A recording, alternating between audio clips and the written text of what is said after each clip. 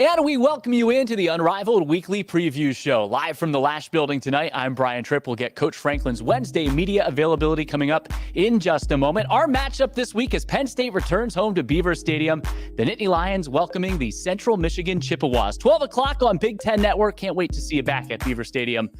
This weekend, Penn State 3-0 coming off that 41-12 win over the Auburn Tigers, the first ever team to go to Jordan-Hare Stadium in Penn State, a resounding victory, running the ball, passing the ball, and creating 4 turnovers on the defensive side as well. But there's our matchup for this week. Penn State and Central Michigan, the final non-conference game of the year, and the second game against a MAC opponent this season.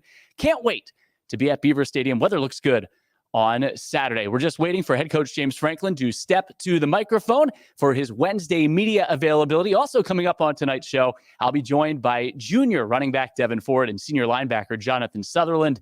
Also on the show tonight, we'll talk some Penn State women's hockey as they begin their 2022-2023 season tomorrow against the Wisconsin Badgers inside Pagula Ice Arena. We've got a great show lined up for you tonight as Penn State takes on Central Michigan coming up on Saturday. You can get a live look right now at Pagula Ice Arena. That's where we'll be tomorrow. We're going to start with our Penn State women's hockey pregame show tomorrow as well at 6:15. 14th ranked Penn State taking on 3rd ranked Wisconsin. Not only will we be there, we'll have updates from all across campus, but Coach Franklin's now at the microphone for his Wednesday media availability.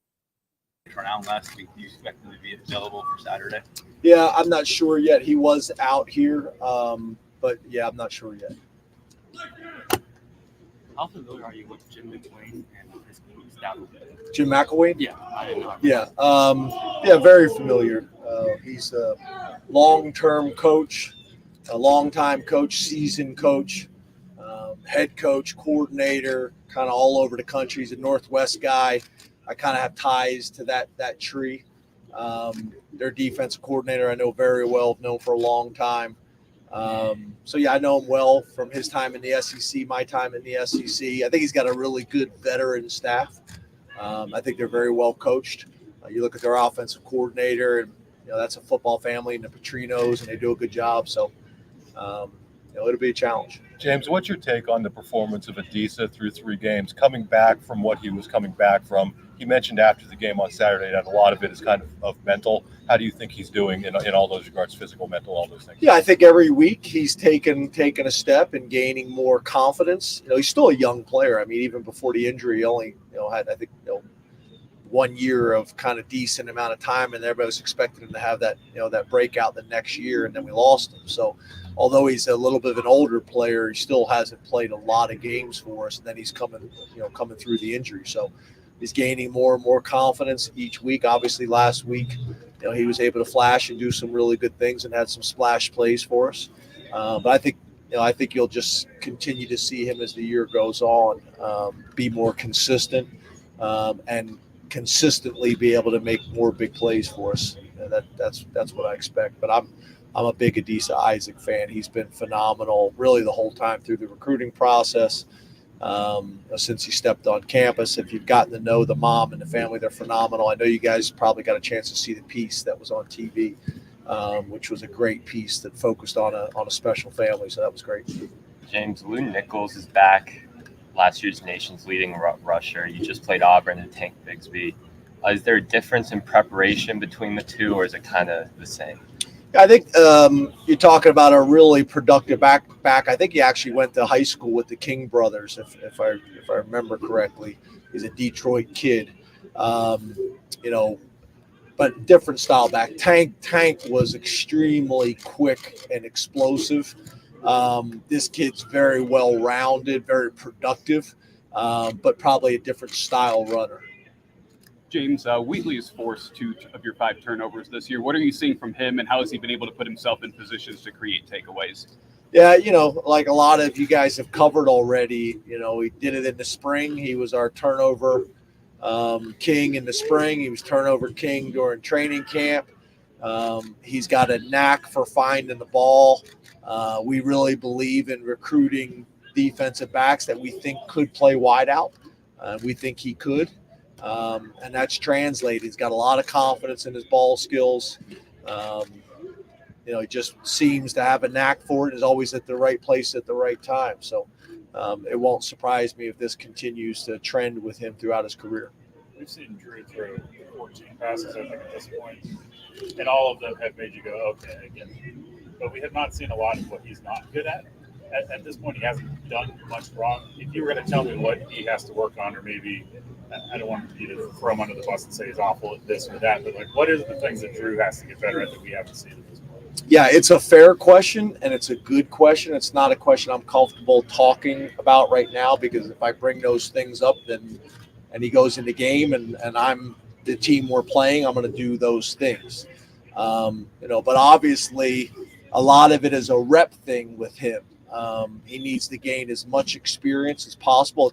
It's fairly unusual that we're at this situation, especially with the type of schedule that we have played, that he's been able to play in every game. So there's a ton of value from that. But more than anything, it's just practice reps and game reps and experience, and then the specifics at this stage.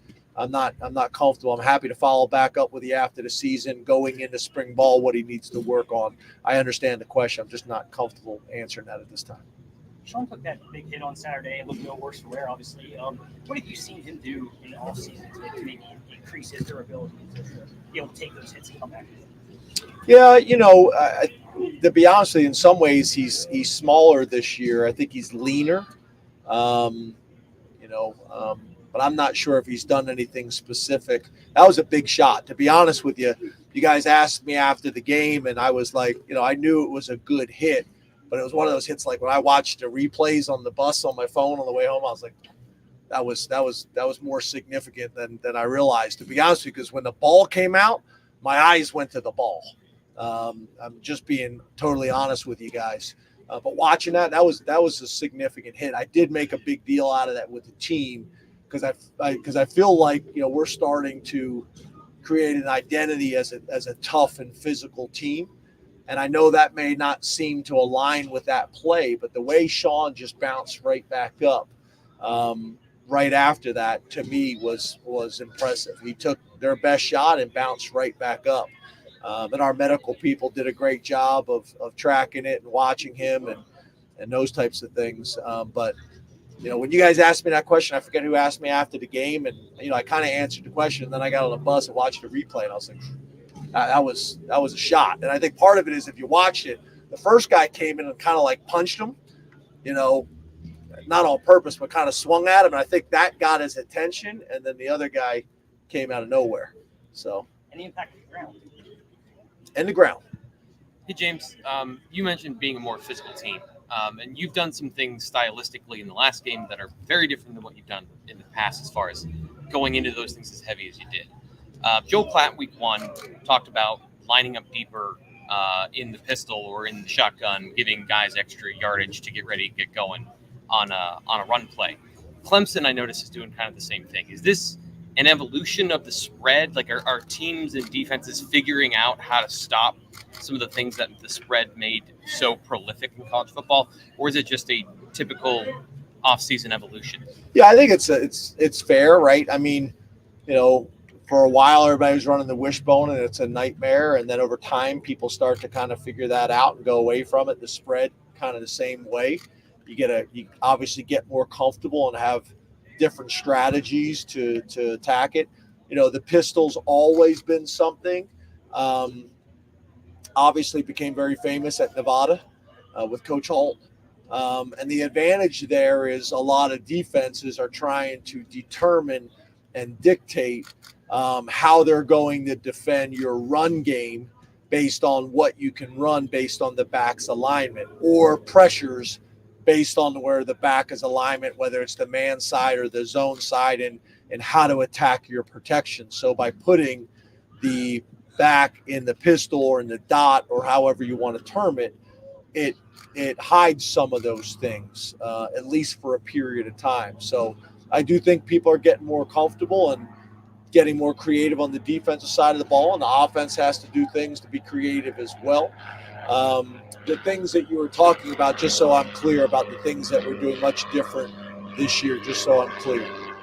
Just going to, at least last week, going to more gap schemes and doing more of that, as far as transitioning into heavier into that versus doing more inside. Yeah, I think we're probably under center a little bit more, and I think the quarterback sneak is probably the biggest difference. I wouldn't say the gap schemes are significantly different, because the same schemes we've had in. But I do think, being under center, I think a big part of that is a big strength of our personnel is our tight ends. a big strength right now of our personnel is our running backs and being as multiple as we possibly can. So it's kind of like I don't know if it was this group or the press conference or the quarterback club. Sometimes they all run together. People say, well, you're playing 7 defensive backs in our prowler package that we call, and that's unusual. Well, again, that is based on our personnel, and our strength is our defensive backs experience compared to our linebacker experience. So part of that is that too, if that makes sense. Tig said that he was really excited when Manny unveiled the prowler package and his role in it. Why do you think he felt that way? Because we've seen him being able to do a lot of things out there. I think it's like anything else, right? When guys are used in a different way and maybe have the ability, as a blitzer and things like that, to do things that they haven't done in the past. I think that's exciting for guys that are able to maybe display some different talents and different things that they have that haven't been used in the past for whatever reason. That's probably the biggest thing. Hey James, if you're a coordinator at Penn State, what kind of guy is James Franklin to work for? That's probably not a question for me. That's probably a question for those guys. But I think I'm demanding. I think I'm fair. I think the guys that we typically hire, I'm going to provide a level of freedom because I brought them here for a reason. Experience, seasoned, veteran guys.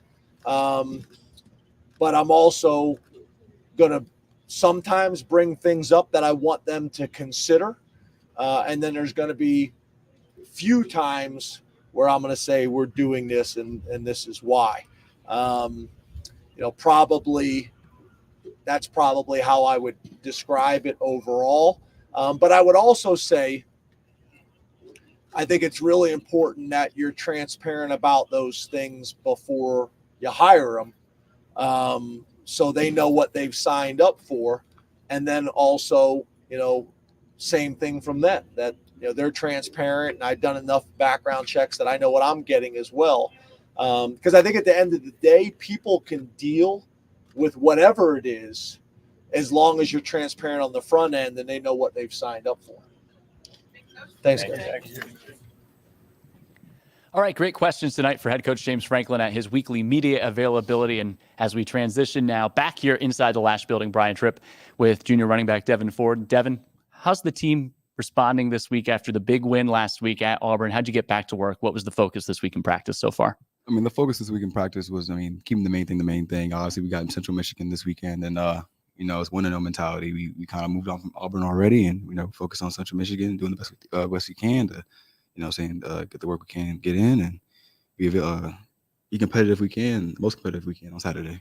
You've obviously been around for a couple of years now. What has it meant the last 2 games to really get that running game going for your offense? It meant a lot, actually. For us to have the success we had so far early this season, we want to keep it on the roll. So our offensive line, so our receivers in the running back room have all just been able to get behind that and be great and have to carry on that energy each game and try to do better each time. We're taking a look at some of your highlights here. The big catch on that 4th down at Purdue, obviously the big run here against Auburn. I know you wanted to get into the end zone. No, I did. What's your role in this offense this year? I think my role in this offense this year, man, is to be the best leader I can for the offensive running back room, man, and to lead them and make sure that we're all on the same page no matter what that comes at us. It's in practices, it's even in games, making sure that I know the calls and I can relay those same calls to our offensive line, quarterbacks, running backs, make sure we're all on the same page to get things done. That's all. What makes your running back room so strong? I think it's definitely the chemistry and the brotherhood that we have in our room. There's no hate in our room. We go out there and each game, each practice, we're out there, we're on the sideline, we're tuned in and look at the details of them. So they come off the field, we can tell them what they did right or wrong.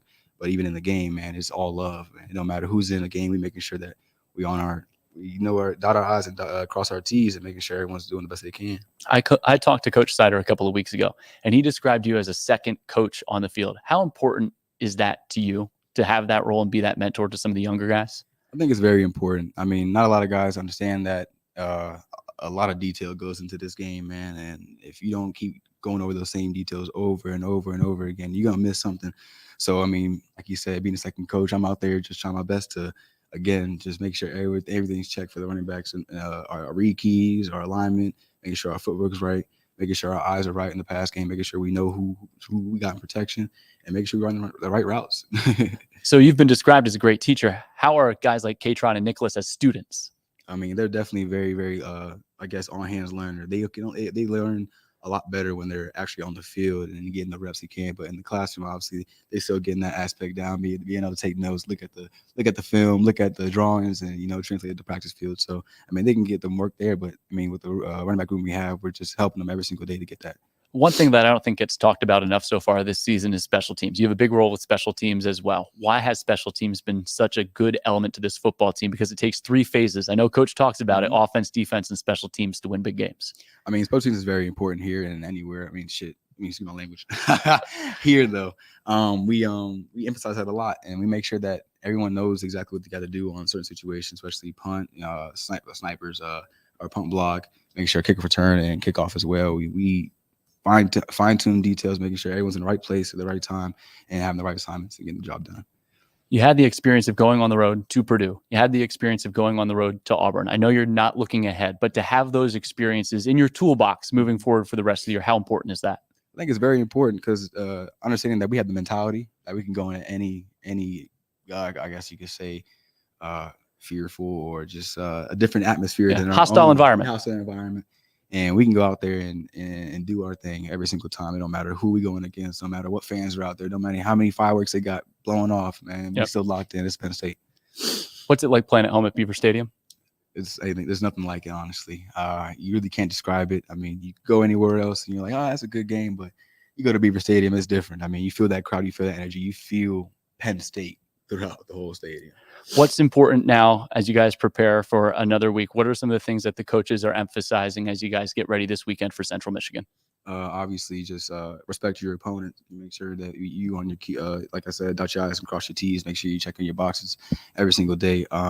Staying ahead, staying on schedule on offense, obviously, making sure we get our first down, second downs, and keep the chains moving. Ball security is another big thing. Making sure we're not causing turnovers, but we got to create more turnovers on defense. And then obviously just, have the right mentality to go out there and win a game. Devin, go get some soap, wash that mouth out. Yes, sir, I will. All right, thanks, Devin. Really appreciate it. Devin Ford with us. Let's take a look at that matchup. Penn State and Central Michigan coming up at noon on Saturday from Beaver Stadium. You can watch it on Big Ten Network. Penn State with 5 rushing touchdowns against Auburn. Nicholas Singleton with 2, Katron Allen with 2, Sean Clifford with 1. Central Michigan 1-0 this year after a 41-0 win over Bucknell last week. Central Michigan, big game offensively, 529 total yards. Nittany Lions 3-0, and the Chippewas are 1-2. Let's take a look at our key players for this week's matchup between the Nittany Lions and Chippewas. And for Penn State offensively, we start with quarterback Sean Clifford. Central Michigan has been susceptible to the passing game this year. And he's been great orchestrating this offense. 673 yards, 5 touchdowns, 14 and 9, 178 yards against Auburn. He had a rushing touchdown. And, oh yeah, by the way, he can catch the ball as well. There's Clifford celebrating with his teammates after the game, after a big win. How about this throw? Maybe the best of the day for Sean Clifford to Mitchell Tinsley. He's the second of our key players this week. A team-high 13 catches, 158 yards, and 2 touchdowns. There should be some susceptibility in that secondary for the Chippewas. Central Michigan ranked 124th in the FBS, allowing nearly 300 pass yards per game. Tinsley's been a great addition to the Penn State offense. And on the defensive side, it's Chop Robinson. Robinson in that Penn State defense, 11 tackles for loss, 6 sacks at Auburn. Penn State creating 4 turnovers against the Tigers, 2 interceptions, 2 fumble recoveries, and obviously Robinson big down the stretch against Purdue in week number 1. Here in week number 4, Central Michigan, the players to watch, quarterback number 10, Daniel Richardson. Look at his numbers there. He had a great performance in garbage time, trying to come back against Oklahoma State in week number 1. It was only a 14-point win for the Cowboys, but 424 yards, 4 touchdowns for Richardson in that game, and he's started the team's last 12 games at quarterback dating back to last season. The guy you got to watch in the backfield, he's a no-nonsense runner. Sophomore Lou Nichols, 71 carries, 264 yards, 5 touchdowns, also has 11 receptions on the season. The 2021 MAC Offensive Player of the Year and the 2020 MAC Freshman of the Year. He led the nation. You heard the question earlier comparing him to Tank Bigsby. He led the nation with 1,800 rushing yards last season. And finally, Thomas Incoom, the senior number 9, team leading 4.5 tackles for loss and 3 sacks this season, 1 sack in each game so far this year. He began his career at Division II Valdosta State. So those are our players to watch for this weekend's matchup between the Nittany Lions and Chippewas. We heard the offensive perspective from junior running back Devin Ford, senior linebacker Jonathan Sutherland joins us now. Jay Suth, congratulations on another great win, 1-0 last week. What's the message been this week to ensure you go 1-0 again this week against the Chippewas? I would just say sticking to our process. Obviously on Sunday we made corrections, fixed what we had to fix, and then just attacking throughout the week.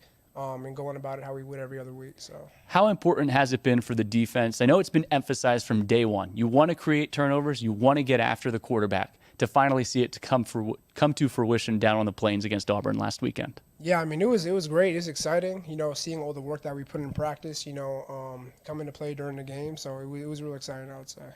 What did you learn about your defense so far this season? I would say our resiliency, they had us backed up in the red zone a couple times, and we forced them to kick.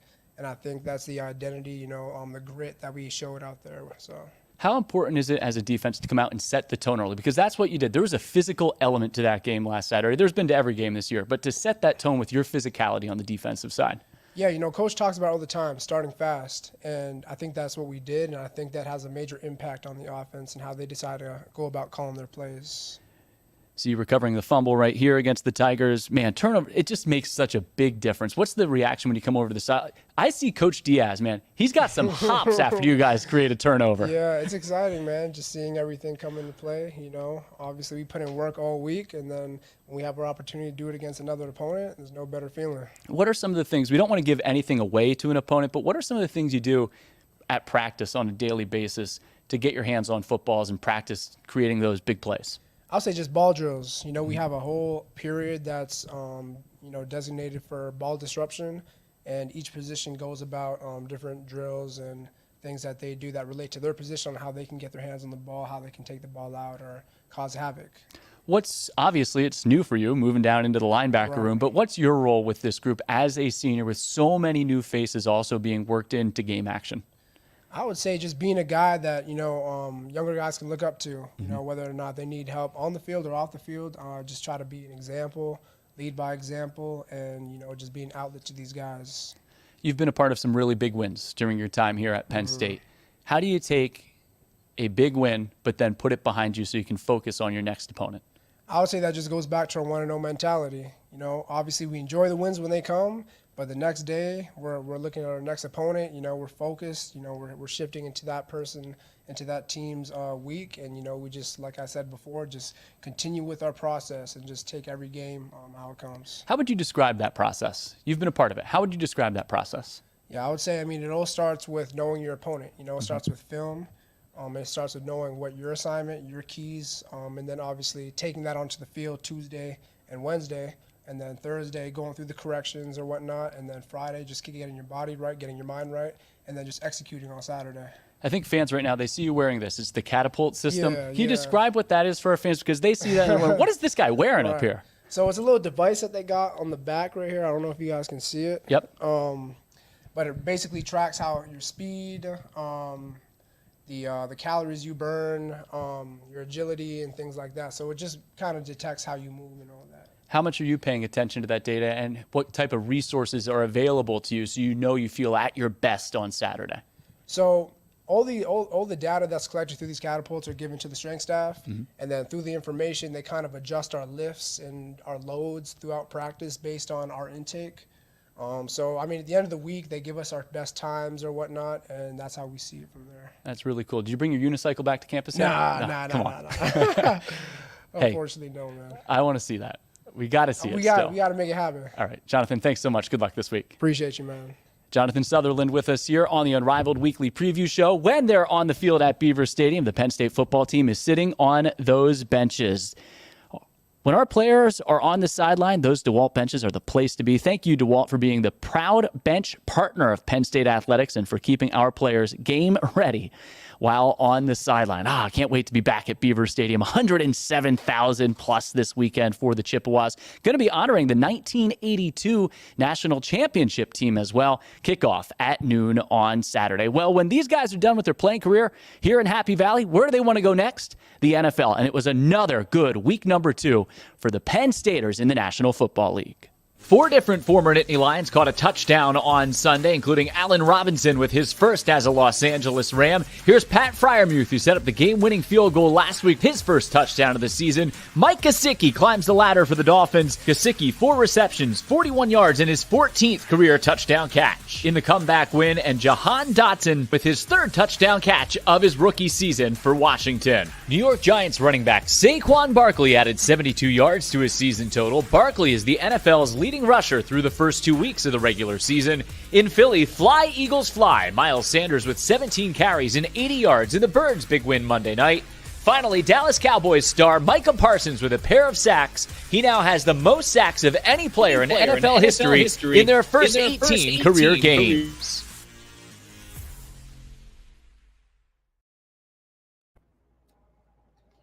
Kevin Givens also had a big week in the National Football League, and now our Penn State Student Athletes of the Week, presented by MI Windows and Doors. Man, it has been a great fall for Charmarette Curtis and the Penn State field hockey team. Congratulations to Bree Baracco, senior goalkeeper, and Jair Brown from the Penn State football team, our MI Windows and Doors Penn State Student Athletes of the Week. Well, a busy weekend last weekend on campus and all across the country for our Penn State sports teams, and it's a busy weekend this weekend as well on campus, especially for Penn State women's hockey, which begins its season tomorrow night at 7 p.m. in Pagula Ice Arena. Destiny Sanchez, a part of our talent team here on GoPSUSports.com, is live at Pagula right now.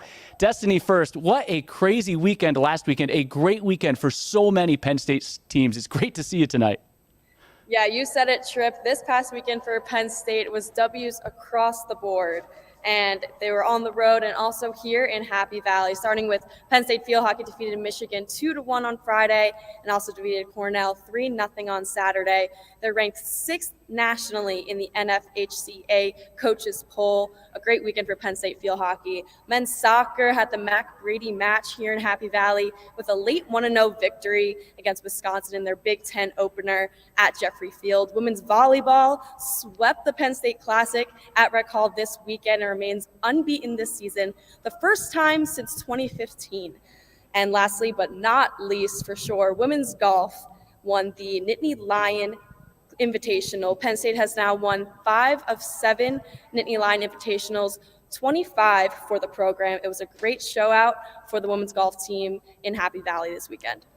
No doubt, and great weather for the Penn State Invitational out at the Penn State golf courses as well. There you can see what's coming up this week on Big Ten Plus, beginning with women's ice hockey tomorrow and Friday at 7 o'clock, Michigan State, Penn State field hockey as well, women's volleyball. I know Destiny's going to talk more about all these exciting matchups. Destiny, for football fans coming to town, we're now getting into the meat of the Big Ten schedule for all of these Penn State teams. As you can see right there, certainly a busy weekend coming up to see all of these successful programs in Happy Valley this weekend as well.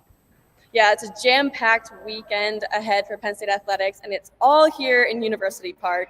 Super special, starting tomorrow with women's hockey's home opener against Wisconsin, both Friday and Saturday, both at 7 p.m. here in the beautiful Pagula Ice Arena where I am right now, both on Big Ten Plus. And also on Thursday, women's soccer will face Rutgers at 6 p.m. at Jeffrey Field, and Illinois on Sunday at noon at Jeffrey Field. Penn State field hockey will be back on the pitch here in Happy Valley against Michigan State on Thursday at 6 p.m.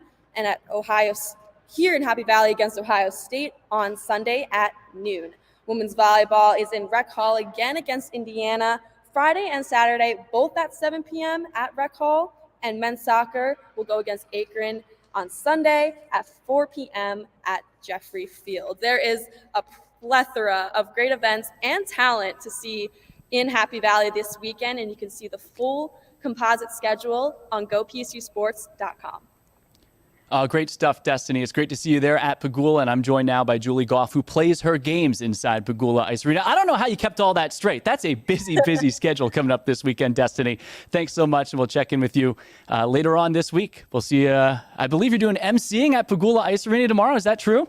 Yes, both Thursday and Friday, you'll see me here at Pagula. It's going to be a great weekend. Yeah, and we should have some great crowds out there. But as I said, Julie Goff from the Penn State women's hockey team is with me here. And Julie, you can see there on the screen, that's where you take the ice tomorrow. Man, you got to be ready to go. How excited is your team? Yeah, we're crazy excited. It's been a long 3 weeks awaiting this moment, and we're just super excited to take the ice tomorrow as a team, and just excited to see all the hard work that's going to pay off. A great matchup. Your team comes into the year ranked 14th. Wisconsin is third, the 2021 national champions. A great measuring stick right away. What has been the message this week so far at practice? Yeah, I think we've just been focusing on playing our game.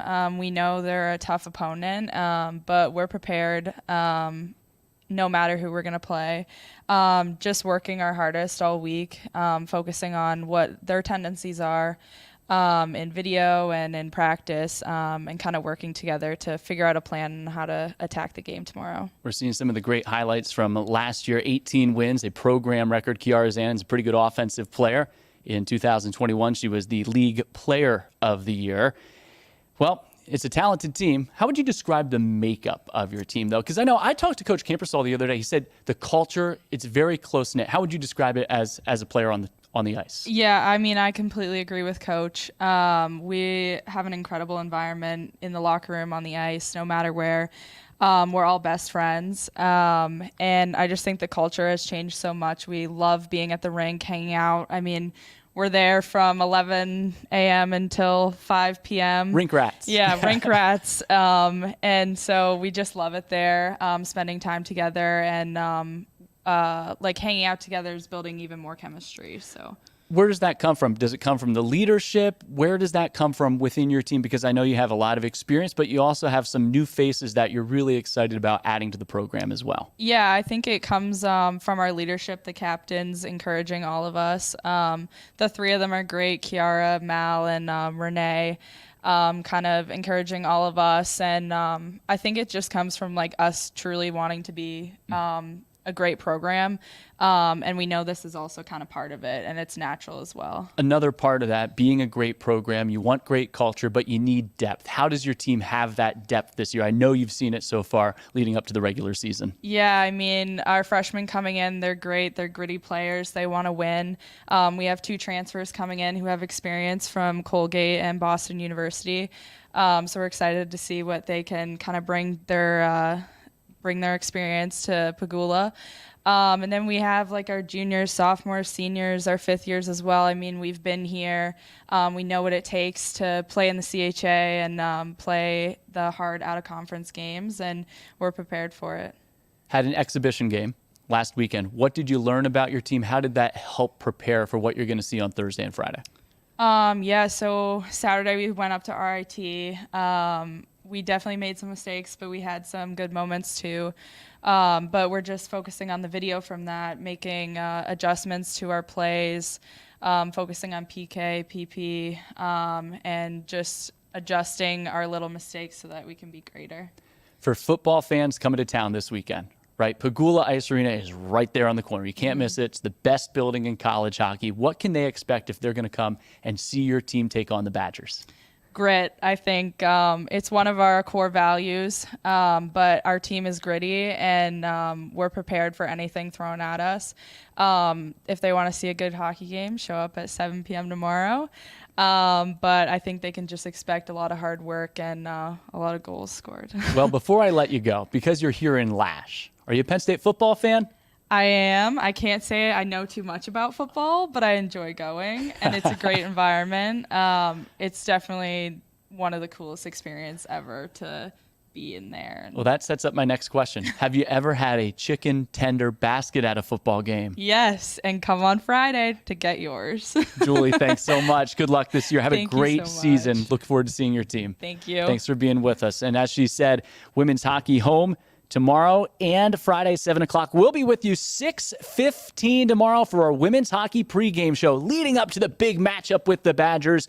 We'll be with you at 6:15. You can watch that on Facebook, on Penn State Women's Hockey or Nittany Lions All Access, Twitter, YouTube, GoPSU TV, and on Lion Vision via GoPSUSports.com. That view right there, that's where our set is going to be for the pregame show tomorrow. We have a great lineup of guests for you, including Olympic gold medalist Kendall Coyne-Schofield's going to be on the show tomorrow. Head coach Jeff Campersall will join us before the game. We'll have a live interview from outside the locker room with one of the players. We can't wait to preview that matchup between the Nittany Lions and Badgers tomorrow. Again, a 7 o'clock puck drop. We're with you 6:15 for our pregame show. And as Julie said on Friday, it's 800 strong. Also free chicken baskets for students. So students, come on out. Get those chicken baskets. They are coveted. They are coveted. A free chicken basket for you coming up on Saturday. But a great show here tonight for the Unrivaled Weekly Preview Show. Again, the Penn State football matchup coming up this weekend. The Nittany Lions taking on the Central Michigan Chippewas at Beaver Stadium at noon on Saturday. It's the second home game of the year already. 2 road tests at Purdue. Man, that was a tough one. And then Penn State with a complete effort on the road against Auburn last weekend. But Penn State and Central Michigan, the matchup coming up on Saturday from Beaver Stadium. If you are coming to the game, folks, remember to download the new Nittany Lions mobile app. If you have the old app, it will say Penn State Athletics. Reinstall the new official Penn State Nittany Lions mobile app. That way, when you get to the gates, you don't have any problem with your tickets. You can get in and be a part of 107,000 cheering on the Nittany Lions. As always, if you're coming to the game as well, make sure you know how to get to the game. What's the best route? How do you get to your parking spot? You want to get there early so you can tailgate before you come in. Football game day traffic patterns will be in effect again. And as always, know which bags are permitted. This year, 12 by 6 by 12 are permitted, so a little bit bigger. Don't want you to have to carry anything back to your car afterwards. So get up to those gates, have the right size bag. You see what is and what isn't permitted. And as always, we ask everyone to exercise Happy Valley hospitality, be respectful, responsible, be great fans, and be gracious hosts. So here's a look at that game day schedule. Parking lots open 7 a.m. Beaver Stadium block party 8 a.m. 8:30 one-way traffic pattern. Be careful there. 10 a.m. team arrival. Big Ten tailgate will be there with Big Ten Network, the Blue Band Jam. Also, stadium gates are opening at 10. We'll be on the air with the Wise Market Tailgate Radio Show at 10 a.m. as well from the team arrival stage. That's 10:30. 11 a.m. the Blue Band March. 11:40 Blue Band pregame show. And at noon, kickoff Penn State and Central Michigan. So a very, very busy game week. And after the game, don't forget, coming up, the Unrivaled post-game show. We'll have live reaction from right outside the locker room. Head coach James Franklin, the key players from what we hope is a Penn State victory on Saturday as the Nittany Lions try to go 1-0 this week to wrap up non-conference play against Central Michigan. So a very busy game week ahead. It's Wednesday, busy Thursday, busy Friday, busy Saturday coming up in Happy Valley. Oh, busy Sunday too. Don't forget about that. Thanks to Destiny Sanchez for being a part of our program tonight out at Pagula Ice Arena. That is where we will be tomorrow. And then we will talk to you on Saturday with the Unrivaled postgame show from Beaver Stadium. Thanks again for tuning in to the Unrivaled Weekly Preview Show. Penn State and Central Michigan can't wait for kickoff on Saturday.